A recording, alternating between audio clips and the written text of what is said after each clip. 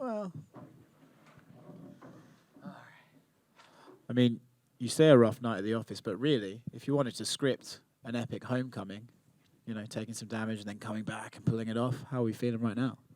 Right now, I feel pretty speechless, sore, but I'm thankful and I'm so grateful to have made it to this point in my career to fight in front of my hometown the way that I did. And like you said, to be able to overcome and adapt, it's just a telling tale of what my entire life has been like. Yeah. I mean, you probably had an idea that you were going to be getting a nice reception, but to actually experience it, to actually walk out, to hear them chanting your name, I mean, can you put into words what that felt like? When we first got here, in the locker room, you can see the televisions playing out what's happening in the crowd, and I was a little underwhelmed when I started to see the crowd because there wasn't a lot of people here. But I thought to myself, it doesn't matter how many people are here. But when I actually started to make my walk into the arena and I can actually hear the ovation when they announced my name before walking out, I had goosebumps running down my entire body. And then when I broke the curtain, as they were staging me to walk out, everybody. I'm talking everybody. And I could actually see the crowd, and it was damn near full. Yes. And it was just the song that I walked out to being a theme, anthem song of the people here in San Antonio and that Mexican culture. It was incredible. Yeah. It was like, it reminded me of when Darren Till walked out to Sweet Caroline. Yeah. And that's the English anthem. Yeah. Well, I'm very happy for you, man. I can see how much it means to you on your face. The fight itself, it's not very often we see someone take a spinning kick to the face a few times in a fight and be able to live to tell the tale. Talk to us about that first round and what was going on in there.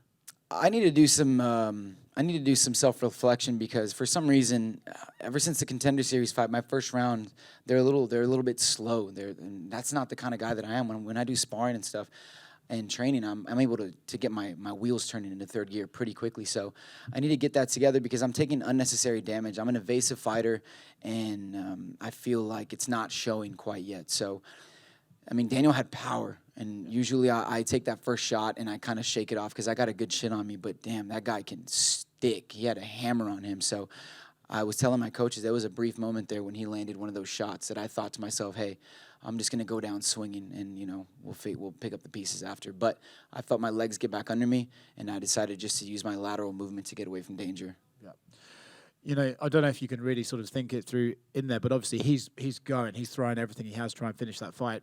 When you see the end of the round, is part of you like, okay, well now he must be gassed, right?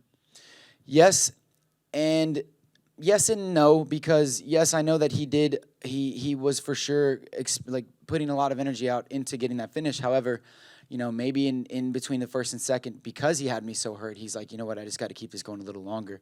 But coming out from the second round, I've had wars before, and I will always fight and fight and fight as long as I'm conscious. So I knew coming out of that first round, I shook off the cobwebs, and I was ready to go in there and have a war till the end of the third round. And I just felt like my dog showed.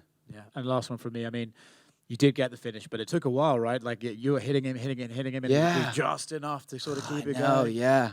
Was any part of you, as you were going, you're like, oh my God, this guy's going to survive this, and then I'm going to be the gassed one? Well, yeah, because I kept hearing Jason Herzog say, like, I need you to get out of there, I need you to get out of there. And there was a second where I was going to be like, yo, what do I have to do to get this guy out of here, man? Come on, stop the fight. But I was looking for different openings. There was a couple times where he almost had that calf slicer in. And I was able to back fist him and get out of the calf slicer.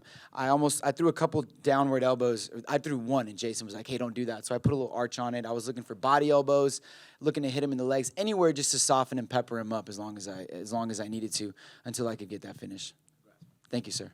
CJ, Yes, just a couple questions. Obviously, you were not feeling very good, and as you mentioned, in hindsight, you would like to do first round better. What were you thinking to go into the second round to really ended up getting that win?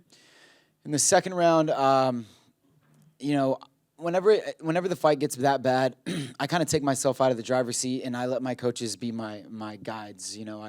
I in a sense just become their avatar. So my coaches, I went out to and just completely became a student. I sat down. They said, listen, he threw everything he had at you, and that's all he had, and you're still here.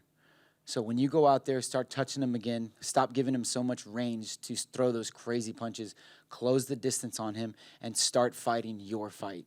And so I went out there, and I'm going to have to watch that second round back because I don't exactly remember how I ended up on top of him. But I know that I landed a body shot in the second round, and that was the first time that I felt him kind of like wither a little bit, and I thought, oh, shoot, there it is. I feel the chink in his armor now. I need to start just like peppering him a little bit more. Is that when you gain that confidence? Because that grounded pound obviously helped, and I'm sure San Antonio cheering you on fueled that fire. Yes, ma'am, exactly. I felt my confidence growing, and as I started to adjust on the ground, I felt his transitions becoming a little bit slower, a little more labored, and I didn't feel like my legs or my lungs were that gassed yet. My arms felt great too, so I thought, you know what, if I can just keep surfing his body and touching him, I don't see him. He wasn't fishing for underhooks. He wasn't fishing for an instep to try to get out, and I've seen that from Daniel before. I mean, he's very tough. However, there's something that happens when he becomes labored, he stops fighting for position, so I just continue to find new openings. And last question, I'm sure everybody is just wondering. You already kind of answered it earlier in the ring, but hearing San Antonio chant your name through the entire time, I mean, how does that even make you feel? Accomplished, for sure. To be a teenager here, and as a young boy, I was always terrified of conflict. My entire life, I was terrified of conflict, and that's where this was all born from. Was just I wanted to stop being so afraid, and so I started to make this narrative up in my head that I can become a UFC fighter someday, because I would watch these guys on TV, and they were like demigods, and I wanted to be that, and I didn't believe in it, and to be able to live that full circle moment and be here in the AT&T, where I've watched the Spurs win championships and watched so many great people perform in my city, it just feels like such an accomplishment and such a presence for myself to be proud of, and just kind of showcase to anybody else that might be watching this and doubting themselves that they can accomplish whatever as well. Thank you. Thank you. Thank you. CJ. Good. CJ, I know that you want to fix some things going into your first round, but you did give one hell of a show, and it was like, ups and downs throughout that fight. I know you would rather, go in there and take no damage and whatnot and get a clean victory, but is part of you kind of happy that you did put on such a crazy show? Because the crowd went crazy, and rarely that happens for, such an early fight. Yeah, no, I think that's a very good point. And as much as I want to be this clean showcasing of a skill fighter, there's just a part of me that's just a bit messy and chaotic. And I know that when the fight gets ugly, there's a different level of me that rises. And like you said, it makes a show. And at the end of the day, man, I'm a performer. I love to perform. I love to hear the crowd react. And this entire way of existing just brings me so much life and fuel. So yeah, to have that kind of that little bit of a Cinderella situation in there, the comeback and the of taking damage and then evading and then overcoming and adapting, man, it's a great story to tell. Yeah, I wonder when you're hurt, right, and he's sort of chasing you down. Are you thinking at that point, or thoughts going through your head, or is it just like survival mode? It feels like a deja vu whenever I get rocked, and I've told this to many people before. Whenever I get clipped, I know it's been clipped good when I have this weird deja vu experience of like, oh, I've been here before. And it's almost like if I give into that thought too much, I start to like I get dizzier and dizzier. So when he clipped me and I had that deja vu, he clipped me again, and I thought, damn, I need to get present because I needed to survive. So for me, like I said previously, I trusted my lateral movement, my strength and conditioning program. It just, my legs are in really, really good condition for this fight. So I just evaded as much as I could. And I could slowly feel my legs getting back under me. I feel like I have a pretty good chin and ability to overcome. Yeah. And last question for me. You had mentioned on the media day that this was on your bucket list. Just curious, what else is on the bucket list for your MMA career? Main event here in San Antonio. I mean, that's the next big step for me. I feel like the organization, Dana, Sean, and Mick saw the ovation that I brought with the crowd, and as long as I go out there and continue performing the way that I do, my next big goal in this is to secure 3 more finishes this year. But before the end of the year or sometime next year, main event here in San Antonio. CJ, me over here. Yes.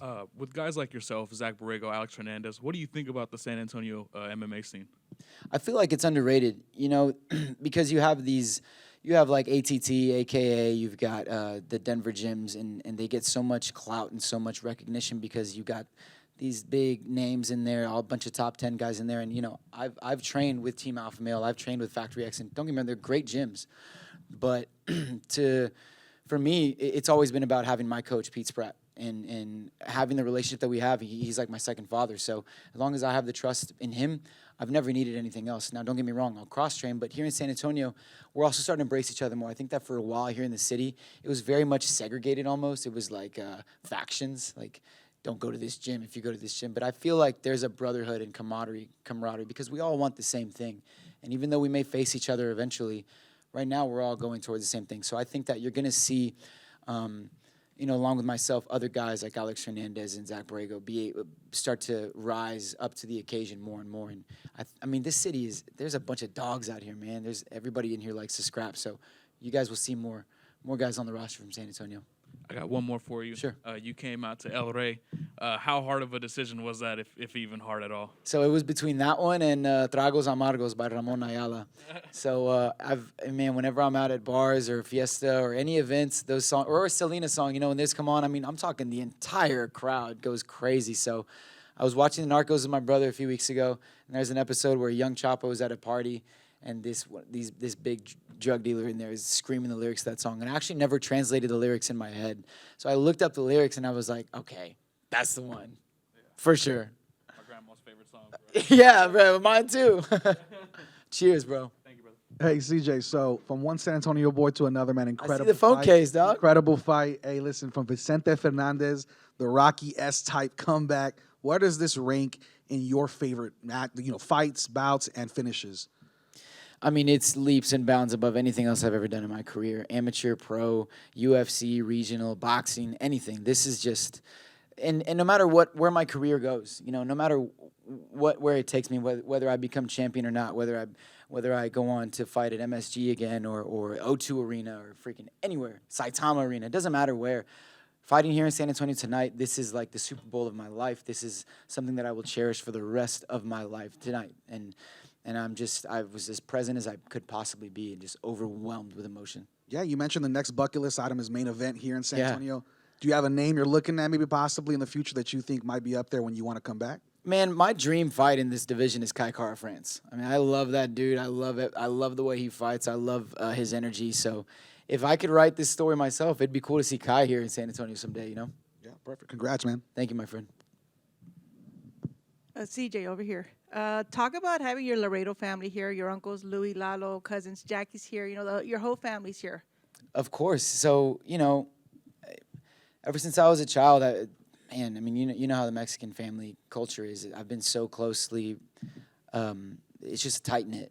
And from the regional scenes, they started, at first, when I was younger in this, I would say like early 20s, I had a bout in my early pro career where I dealt with 7 injuries back to back to back. I'm talking, I broke my hand 4 times, ACL, shoulder. My family started to say things like, hey, we know that you love we love this, but, there's got to be a plan B. But for me, I burned that ship a long time ago. This was the only plan I've ever had, and I never had anything else. And when they started to see the determination and the ambition I really had for it, they really got behind it and have been ever since. So, they all have kids, and I'm really close with my nephews and cousins, and to be able to know that they were here present to witness this, it's just, I feel like forever is going to be such an inspiration for my family. And I've always prided myself on being the best role model that I can be, even though I may not always live up to that standard, but just be somebody that the younger generations of my family can look up to, and somebody that I can be proud of as well. So I know my family's proud of me, and I am as well. Hi, CJ. Do you think you're going to get the performance of the night bonus or fight of the night bonus, or maybe even both at this point? Damn. Man, I hope so. I feel like I